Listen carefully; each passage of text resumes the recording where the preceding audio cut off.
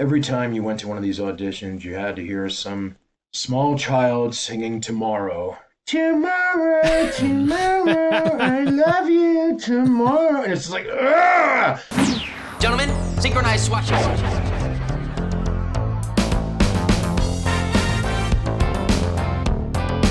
Not a problem.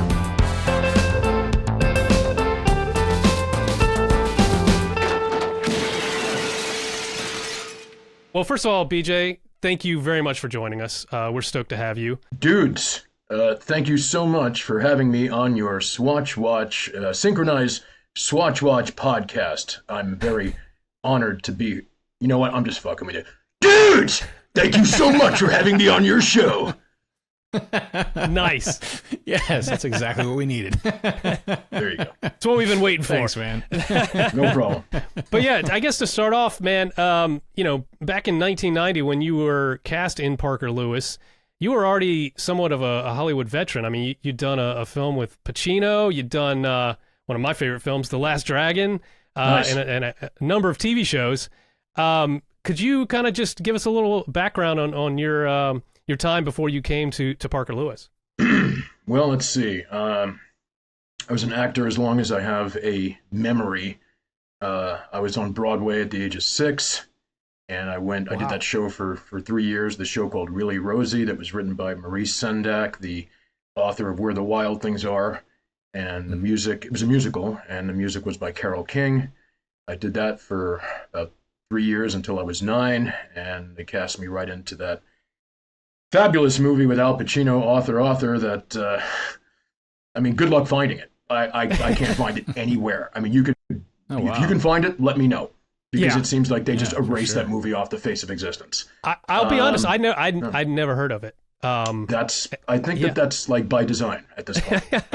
Now I've got to hunt it down. I have to hunt it down now. Yeah, at the moment it was like, he luckily enough he was able to save face. His movie immediately after was Scarface. But author was not well received. And I unfortunately have been also blessed with this concept of many of the projects I was in sound like something else. So everybody goes, oh, Arthur with the little drunk English guy. No. author, like a writer. Oh, The Last Dragon with Bruce Lee. No, The Last Dragon with Bruce Leroy. Different movie. Mask with Cher. No, The Mask with Jim Carrey. The Borrowers with John, so on and so forth. So everything I'm in sounds like something else. But and then I think by the time we got to Parker Lewis, I had moved from New York to Los Angeles, and I did a few guest spots on a few TV shows, Head of the Class and Sledgehammer, which is a great show if you guys ever watched that. Oh yeah, I love Sledgehammer. Yeah, that's one of those shows I was really thrilled to be on because I actually watched it before I was on the show. And then came Parker Lewis and The Mask and a few other things, but you'll find that the majority of everything I'm in post The Last Dragon, I'm generally wearing the same outfit. Okay, so I was going to ask you about that because I noticed, comparing Badge's fashion to like Jackie, like in The Last Dragon, like I was like, it's a very similar look, long hair, jean jacket, Iron Maiden patch. I was wondering how much input you had on Badge's style. Probably 100%. Okay, yeah, style, which was good. A lot of the times, any show that I auditioned for where I played the heavy or the bully, the antagonist of some kind, at that point I would generally always wear that outfit with the leather vest, the Iron Maiden, the spikes up my arm, and earrings down to here, and it initiated the proper response when I walked into a casting office, and as soon as I walked in, they're like, "The heck, the fuck is that?"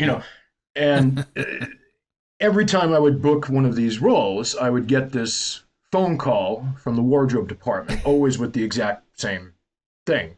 Hey, BJ, this so-and-so from wardrobe. The director asked if I could bring the thing I wore at the audition, right? Yeah, how'd you know it? No problem.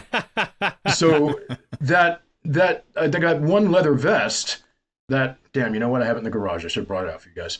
That I still have, that I wore in countless shows. And of course, half the times when you see it, you'll see Iron Maiden's been taped over, or they don't have permission to use this, that, the other thing. But that started around the last Dragon period. I believe the black vest I wear in that is also my own property. If it says Iron Maiden, it means it came from my house, for sure. Nice.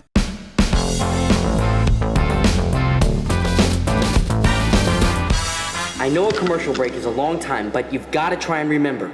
Hey, do you mind if I go back to the start here and ask you about how you got into acting in the first place? I know you said you started from your earliest memories, and I'd meant to ask you earlier, but how did you get into that? Did your parents introduce you to that, or how did you get started? Again, this is one of these things. This is before I have a memory.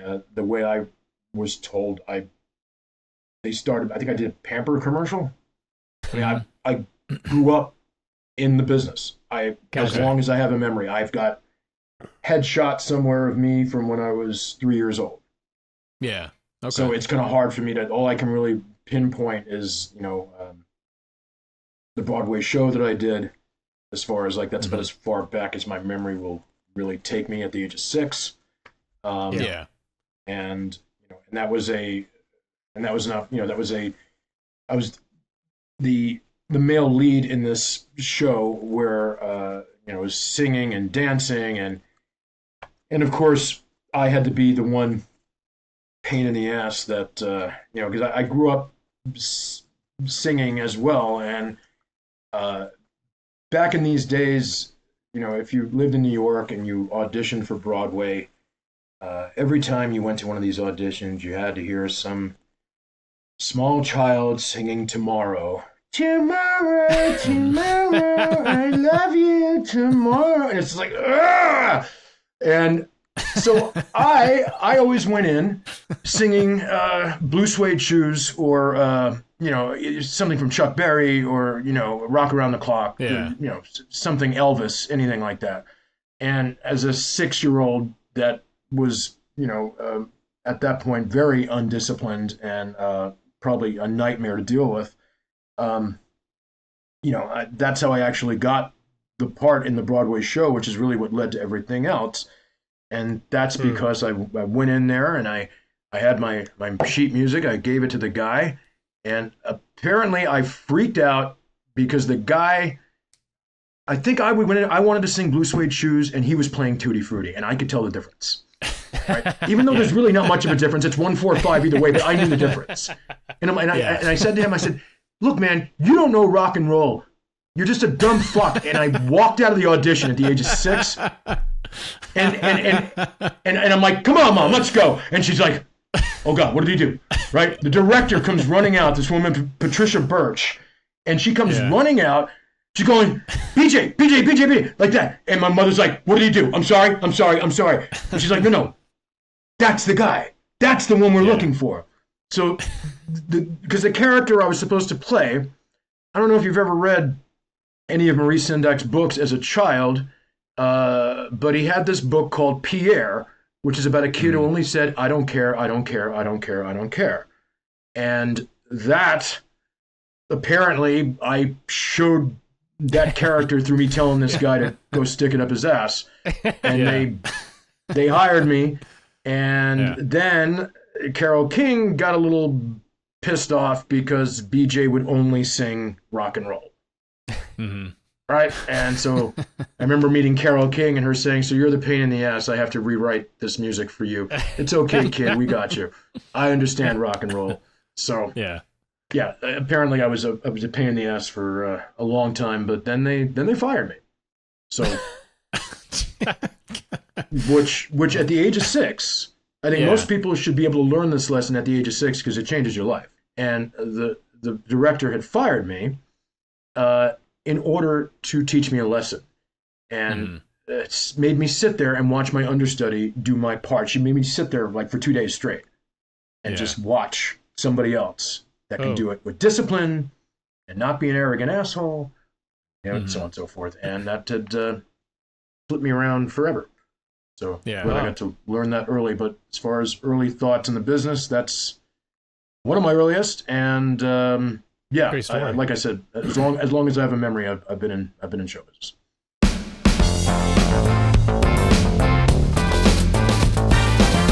I am a Dickens, am I not? When you went in to audition for Parker Lewis Can't Lose, what did you go in there for? What were you responding to specifically? Well, I had actually watched part of your interview with Abe Ben-Ruby where he touched on this, and I was up for the role of Kubiak initially.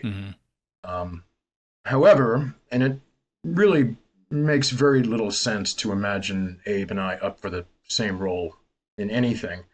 And Abe is Kubiak. Abe is a great actor. He nailed that. I can't imagine anybody else in that role, including myself. But since I know you guys are probably big on this trivia stuff, I will tell you, if you want to hear, how this happened. Sure. So, let's see. I was making this movie for Disney for a ride at Epcot Center called Cranium Command. And apparently they had to film it in this special method that, when you went to see the movie, it was going to be like a visual ride, like a Star Tours type of thing, where like you're engulfed in different screens and whatever. And the only reason I'm even bringing this up is because, of course, they paid me for 1 day's worth of work and then used my footage 20 times a day for 20 years. So, Sure. Wow. And I was playing. I think you saw everything from the eyes of a child, and of course I'm the school bully, and I pick him up and throw him in a garbage can and blah blah blah blah. And usually on these shoots, there's always going to be like tough guy number 1, and they'd give me some sidekick, tough guy number 2. And I can't even remember the guy's name, but after we shot, we hung out, and he said, BJ, have you heard of this pilot called Parker Lewis Can't Lose? There's a part in there that is you. It is perfect for you. Have your agent find the script and tell them that you want to audition for Kubiak, right? It's probably the first time I'd ever call my agent with some obscure request, like, can you find this thing that I've never heard of and get me an audition for it? And I'm guessing now, based on what that actor looked like, I wish I could remember his name, he was probably auditioning for Mikey, I'm going to guess. And they got me the script. And apparently, there was a different version of Kubiak. Kubiak was a much different character, a much a darker character, and he was described physically as kind of like the Undertaker from wrestling, right? He had big guy, long hair, long black leather trench coat. There was this vicious death metal music that was heard anytime he was near, and the character was a little bit more articulate. And there was a big speech at the end of the pilot where he breaks down and talks about how, look, I just do this as a front. I'm trying to protect my little brother, and I'm getting this all off of memory as I can. Anyway, I get the audition. They bring me in. I meet the casting director, and she says, "Okay, we're going to read scene this and scene this," and I start reading off the page. And halfway through, she stops me and goes, "I'm sorry, what are you reading?" I said, "I'm reading your script." Right? She goes, "Can I see that for a second?" She pulls up closer. She goes, "This is the first draft. How did you get this?" I'm like, Oh, no. "My agent gave it to me. I don't know." She goes, "No, we're on the third draft." She goes, "And none of this dialogue that you're reading is in the script. Yeah. Why don't you take this outside, come back 20 minutes, and, So I took it outside, and they had changed Kubiak radically, and well, maybe not radically, but I mean, it was a different character. It was a jock, football player, okay, which, there's no way I could sport a Letterman jacket as well as Abe could in a million years if I tried. And they brought me back for a callback where I met Clyde Phillips. And if memory serves me correct, I remember him whispering to somebody else, something to the effect of, "God, he really reminds me of our first version of Kubiak." And okay, yeah. So 7 auditions for this thing. And they kept bringing me back.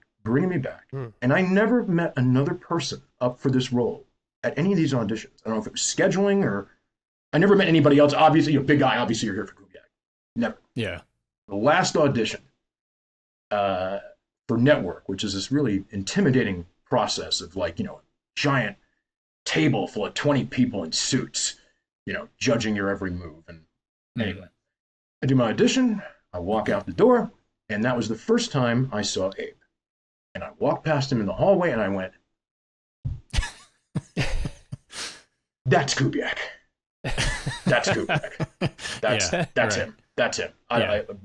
They found him, and they had called me back months later after the show got picked up for series, and they said, "BJ, we didn't forget about you. We really like you, and you want to come on and just do one line, and then if we like what you do with it, maybe we'll bring you back."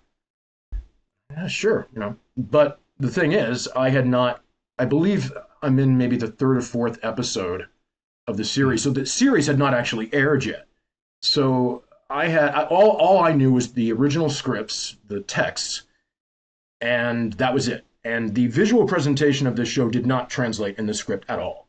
I had no idea that what I was in was a living cartoon, for lack of a better word. Yeah. And once I think the first episode I watched was the one I was in, where I believe you guys called me a poor man's Meatloaf, if I'm not mistaken. Yeah, sorry.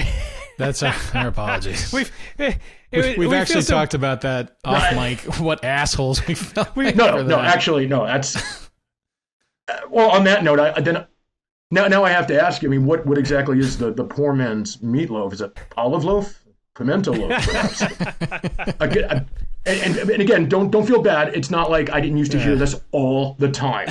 It's just the look, It's the hair, I'm just giving you guys shit. I'm just giving you shit because I we deserve it. We do. It was one of those things because we're rewatching. We haven't watched it in I don't know how long. So when I think it was episode 4 that it was the election one because your line is like, I think it was that dude Limmer, and so we just thought it was a one-off, but then like a couple episodes later you popped up again and you actually had a name that time because I don't know if you had a name in the episode 4. But like I noticed on, I think it was episode 6 or whatever. I was like, hey, that dude actually has a name. And I was like, and we looked, we IMDb'd you at that point, and then of course you've come up. There it is. Used to be on here. Yeah. But yeah, so then we just grew to love Badge. Like, oh, it's fucking Badge. He's back. Nice, cool. Well, I was gonna say so. As far as Meatloaf goes, don't feel bad. Every time I walked into a store, I had to deal with some guy. Hey, you kind of look like Meatloaf, and it got to the point where I'm like, I am Meatloaf. No, I'm just saying you kind of look like him. I'm like, look, one of two things going to happen here. Either I'm going to sing "Bat Out of Hell," or you're going to shut up and give me my fucking change, please. Okay? Because it's not like I have to hear this everywhere I go. So, getting back to your original question about the process of the show, they had me come back. But once I saw what the show was, and I'm like, oh, I wish I would have known this. I think the only thing I did with the line that they gave me, because they said, see what you can do with it. So I'm like, oh, let's add dude to it. Yeah. Or maybe it was Lemmer, or maybe it was that Lemmer dude. And then when I saw the show, I said, oh, I get this. I like this. Yeah. I can be really in your face on a show. Oh, God, I hope that they bring me back. Yeah. And if you'll see a stark contrast between that first episode and then everything I do after that, as far as, I'm trying to get the most mileage that I can out of the dialogue that they gave me, which I would repeatedly butcher and change and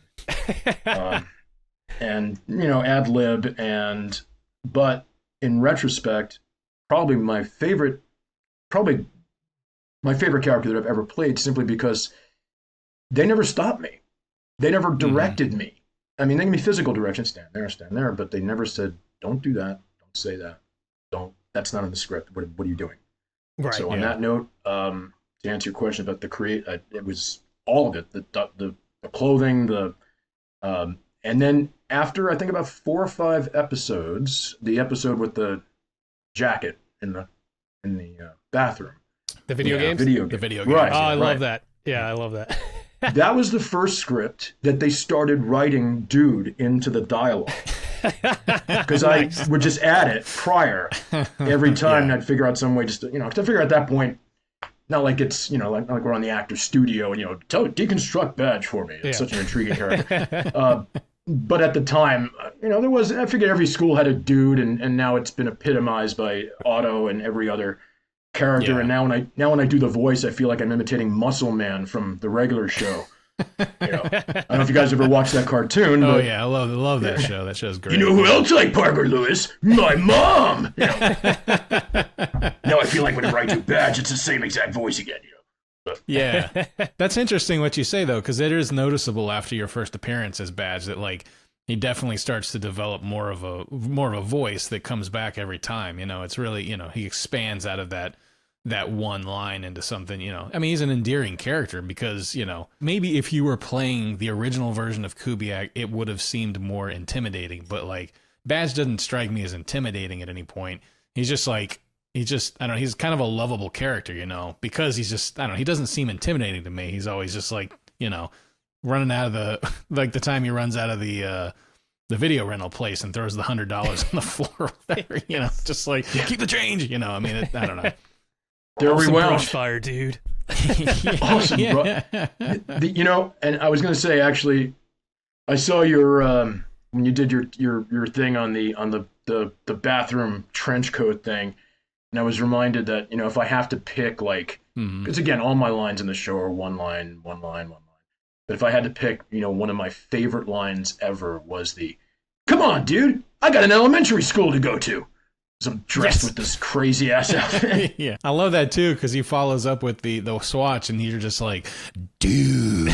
It's just like this epic dude. It's so good. It's so great. I was just trying to find a way to help colorize the crazy world that exists around the main characters of Parker Lewis with the 1960s Batman sideways camera angles, and I knew that if I made any abrupt movement, that chances are I would get a sound effect. If I went like that, somebody would add a to it, or so I was trying to play into it as much as I could. And if I had to, I think I kind of drew upon maybe like if you were to take Reverend Jim Ignatowski with Christopher Lloyd from Taxi and somehow violently mix it with Bobcat Goldthwait as Zed from Police Academy.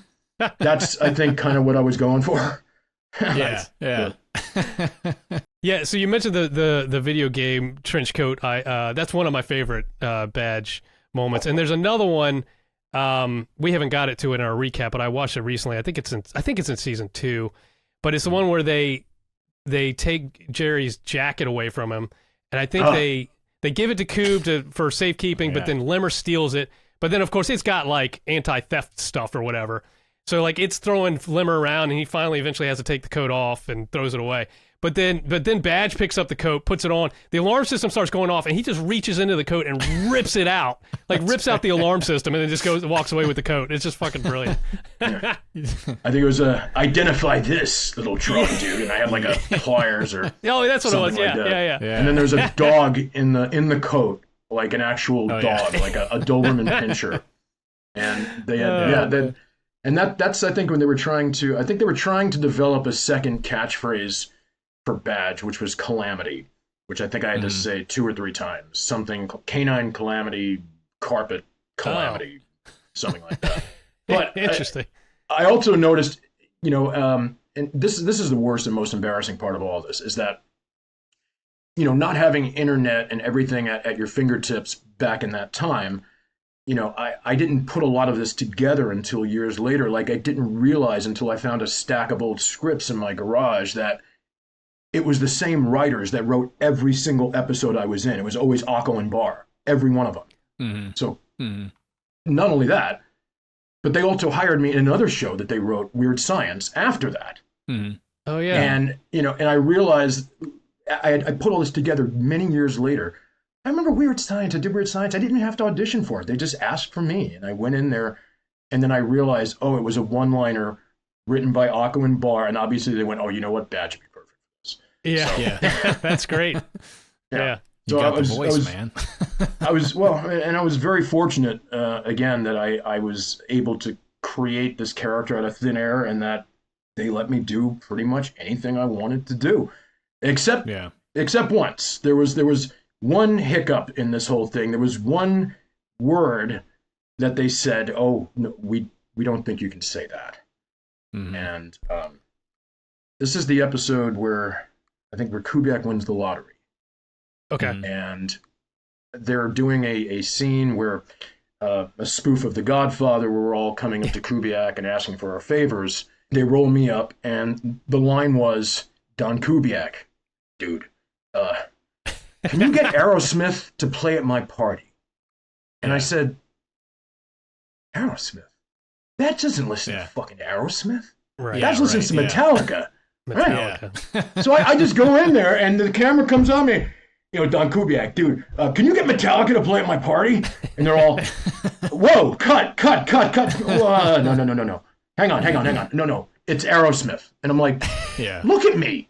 Do I look like I listen to Come on, Metallica. Now, I see some of your guitars in the background there. I don't know if you have if you're into Metallica at all or not, but... I'm Metallica, all right, sure. This was pre-Black Album. This was when they still had some street cred. Okay.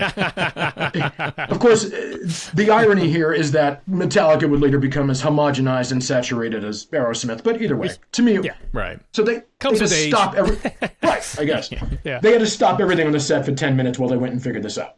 And somebody had to run up to corporate, to Sony, to Columbia. They might even call Metallica for all I know.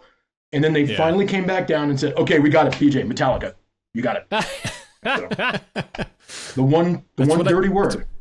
Yeah, that's what I told you guys.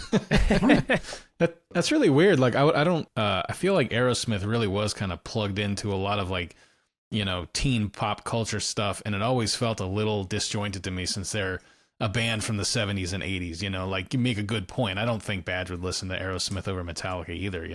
But it seems like something that was happening a lot in the 1990, 1991. I don't know why that is exactly. Don't get me wrong. I mean, I had Permanent Vacation. I had the Aerosmith albums. I was familiar with all this stuff. I was just hell-bent on trying to, win one for the metalheads everywhere. I'm not going down with Aerosmith. Yeah, it was it was a character choice. It's like Badge would not listen to that. Exactly. Yeah. Yep. Well, I was just going to ask you if you could describe like a typical day when you were on set there. Like, what was that like for you as a recurring actor, recurring character on that show? Well, normally it would be one day per episode. They managed to get all my, even if I had multiple scenes, they would budget it out, obviously, so I don't have to pay anybody, I'm guessing, more than a day if they don't have to. And I was, at that point, I actually had a good friendship with Abe Ben Ruby off set. So him and his roommates and I'm going off of what he said here now, so I believe I'm being politically correct, had ingested a lot of cannabis together. Either way. And so it was always, it was always familiar faces. It was always, everybody was always very welcoming. And of course, then there was the one time that I made the mistake of getting high on set, which was not a good idea. Should really not have done that. But we were in between. This is an episode that Dave Thomas was the guest star in from SCTV, Bob and Doug McKenzie, if you know who he is.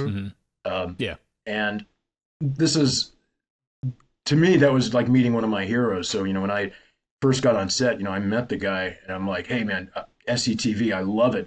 Bob and Doug McKenzie, good day, eh?" All that. And I'm like, awesome. And then at lunchtime, I think Corky's he's in his trailer and he yelled out, he goes, "Hey BJ, hey, my bro here wants to smoke a joint. You want to get high?" I'm like, "Sure." No peer pressure here. Just star of the show, offering me some weed to smoke with his friend. It wasn't even with him. It was just with his buddy. It was just hanging out there. Yeah. And so I'm in this trailer, and we're crammed into the bathroom of this trailer. Now, understand, 350-pound BJ in this bathroom by himself is a struggle. And me and this other guy, like this. Yeah, right. Smoking, hotboxing the place up. And I get out of there, and I'm walking back to my dressing room, and suddenly it hits me, and I'm like, whoa, wow, that's really, really strong. And I go into my dressing room and I look in the mirror and I'm like, oh my God, Oh, no, no, no, no, no. Let me run to the makeup trailer. Guys, you guys have any Visine? I didn't get any sleep last night. Let me just... Okay, wait. No, we're okay. And I'm walking back to the set, and then suddenly I feel this arm around my shoulder, and I turn around, and it's Dave Thomas looking at me, going, "How's it going, eh?" Like that, and I'm like, fuck, Doug McKenzie is... Oh my God, I'm way too high. Next scene is in the classroom with Dave Thomas, and I think I'm sitting in the desk, which, by the way, cramming me into these desks was another fun event, by the way, because getting in was really small, tiny, like made for kids. And I'm sitting there, and Corky's to my right in the scene, and I just remember him coming back into the set, and I'm sitting in the desk, and he looks at me and he goes, I went, "Dude, what was that? What was that? Too much. Way too much." So, yeah, that's, I wouldn't call it a typical day on the set, but one of the more memorable ones since, again, the combination of 30 plus years and the excessive cannabis use at the time does make things a little easy. A little fuzzy. We're going to be on the lookout for it because we haven't seen that. We haven't recapped that episode yet. We're going to be on the lookout. We're going to be analyzing you in that scene. Okay, please. Yeah. You'll see it. I think it luckily enough, it wasn't a close-up. It was just me saying, something like, "Hey, this is a trick or something, right, dude?" It wasn't I think I got away with it without anybody knowing. Of course, now you're going to be watching for it, so maybe you'll see it. Scrutinizing. Now all the world will know. All three of our listeners. Yeah, that's fine.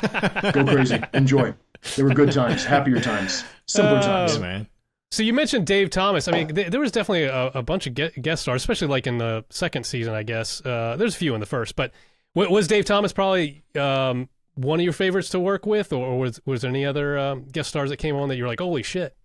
I got to meet Curtis Armstrong, Booger from Revenge of the Nerds, and they had him in for an episode. Where I think we're having a house party at Parker's place while his parents are away, and when he shuffles everybody out, of course he's the last one going, "Sometimes, Parker, you just got to say what the," and he closes the door on him, a la Risky Business. And he was really, it was very cool to meet him, and I think I met Tammy Down from Faster Pussycat. He was in one of the episodes. I didn't really listen to them, but I did hang out with him for a minute. He was a very cool guy. And who else? Dave Thomas was definitely the one that made the biggest impression on me. Because of my watching him as a child on SCTV so much. And he used to do this amazing imitation of Richard Harris.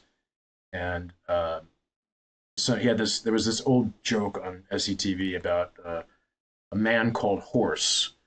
And it was just the way that he delivered the line, And well, this is Richard Harris, and he's in a new movie called A Man Called Horace. Horse. That's right, A Man Called Horace. Horse. Horse! A man called Horse! Like that. And it was always a joke between my dad and myself. And I'd actually asked Dave Thomas when we were leaving the set that day, and I walked him back to his car in this very complicated parking structure at Columbia. And because I asked him for a picture, if he could autograph a picture to my father that would say, "To Bob from A Man Called Horse." My dad still has this on his desk to this day. Yeah, nice. That's great. But man. I would say out of all the guest stars, Dave Thomas was probably my favorite. I mean, there's a lot of great guest stars that were on that show that I unfortunately did not get to meet because I wasn't in the episodes with them. But, right. Everybody in the show was very cool. I got along, believe, great with everybody. Either that or they faked it and thought I was an asshole and just didn't tell me. I don't know. It's possible. I probably deserved it. I don't know. You mentioned SCTV. What other kind of comedies did you grow up on? What other kind of stuff informed your sense of humor? Early Saturday Night Live, and of course, when I say early, I mean I think I stopped watching it after Bill Murray left. Okay. So we're talking like Dan Aykroyd, Belushi. Yeah. I would have to say probably my biggest influence, the most profound influence comedy-wise on my entire existence was Airplane. as far as being the mother of all comedies. Yeah. Literally, I'm sure I've seen it well over 100 times and can recite every single line along with it as we go. Yeah. That's a big one. Anything that the Zookers made during that time. Yeah. Top Secret, Police Squad, Naked Gun. Yeah. That type of stuff. Yeah. Mel Brooks, Kind of. of course, Young Classic. Frankenstein. The other movies that are not so PC anymore. Yeah. There's a couple of them. Then again, the Last Dragon still reigns supreme as a cult classic that I still don't have quite a grasp on how and why that movie is so beloved to this day. And out of all the projects that I was in that I wasn't necessarily proud of originally, that is the most beloved. As far as because it made no sense to me while I was doing it. I couldn't understand it. I couldn't none of it. I'm like, this is bound to be one of the worst movies ever made. Like I don't get it. Like none of this makes any sense. But I guess that's what's so wonderful about it. I think that's part of the charm. Yeah. Yeah, and it gives people the impression that people actually dress like that in the 1980s. So it is a time capsule for sure. Yeah.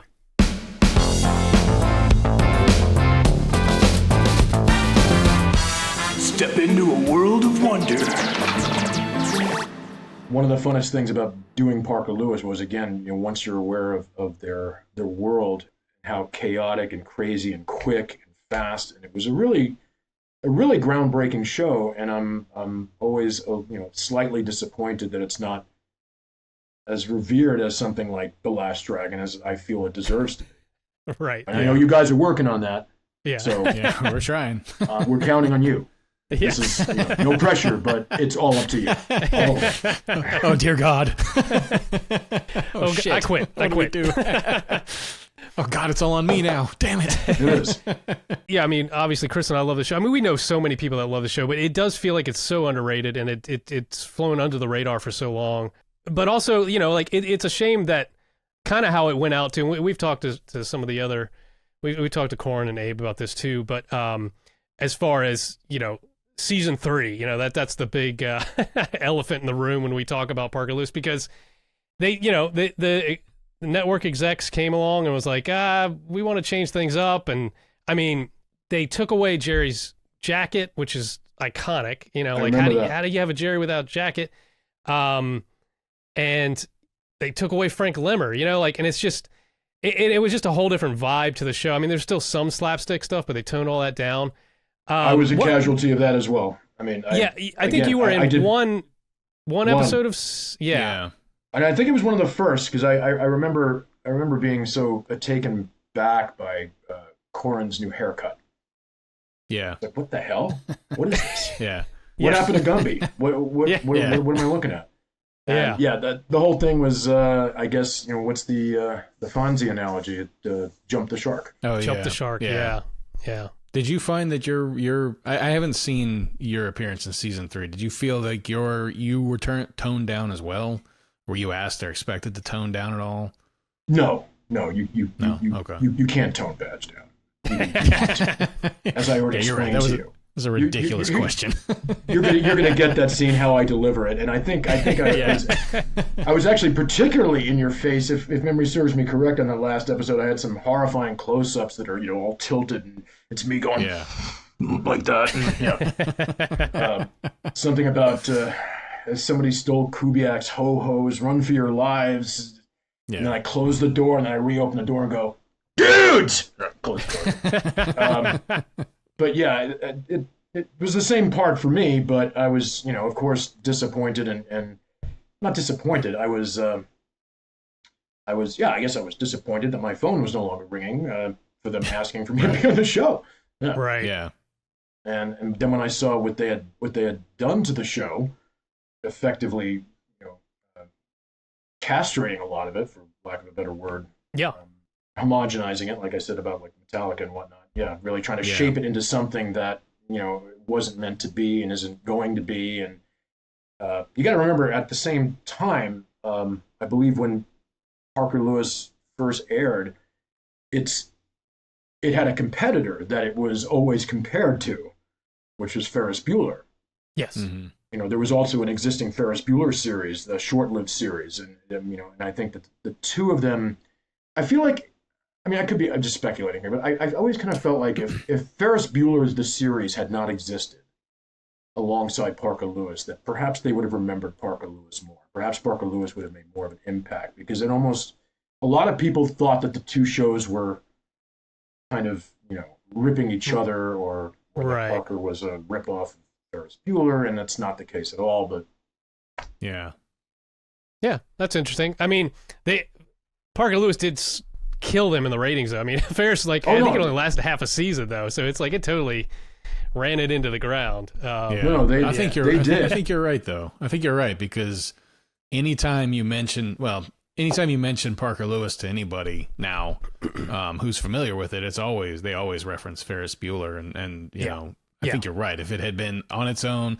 because that movie was 4 years before Parker Lewis came out, you know, so if it had just been in a vacuum, I think, I think you're right. I think it probably would have had a longer life, and, you know, I don't know if it would have kept it from turning into 90210 Light or whatever, but it would at least would have been remembered as a unique entity by more people, I think. You know? Yeah. As somebody who, as I was explaining to you earlier, is used to being in something that sounds too similar to something else.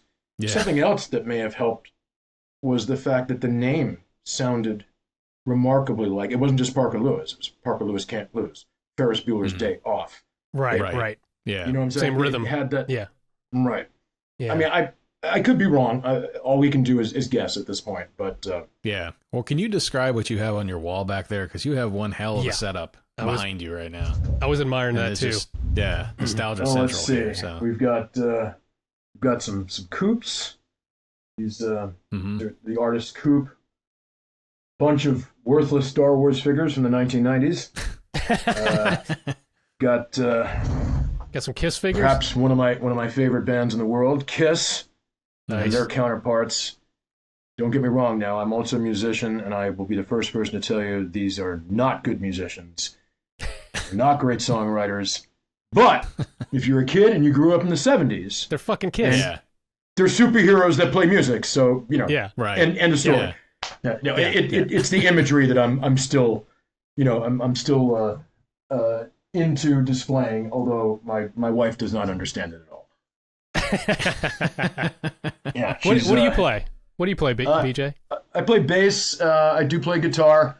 I probably prefer to play bass, but I'm more confident in my vocals than anything else. I'm a better singer probably than all the above, and guitar is the only thing I can manage and sing at the same time.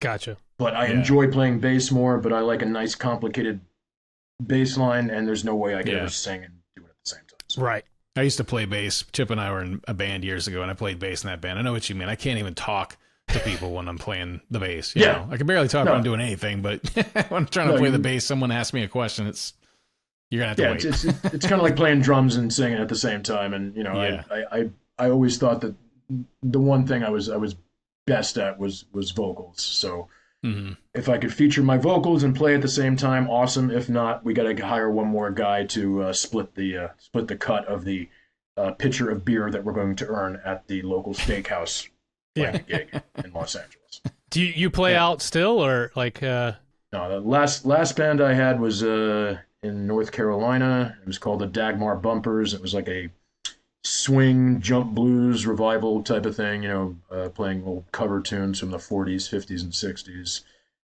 You know, saxophone, stand-up bass, all that.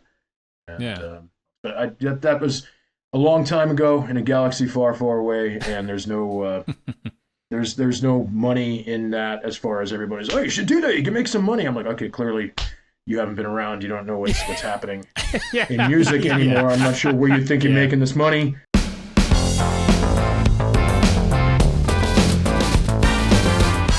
Imminent danger, sirs.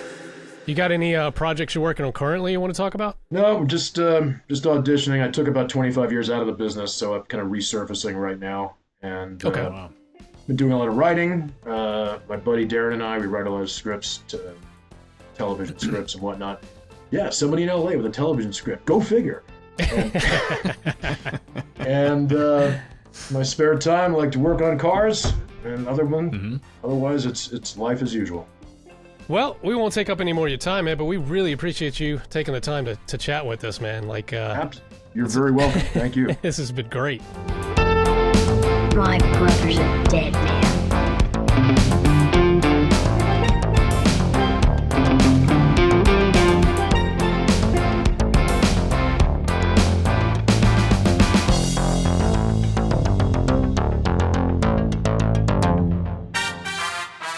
My friend Jerry said you guys were going to do something really neat today.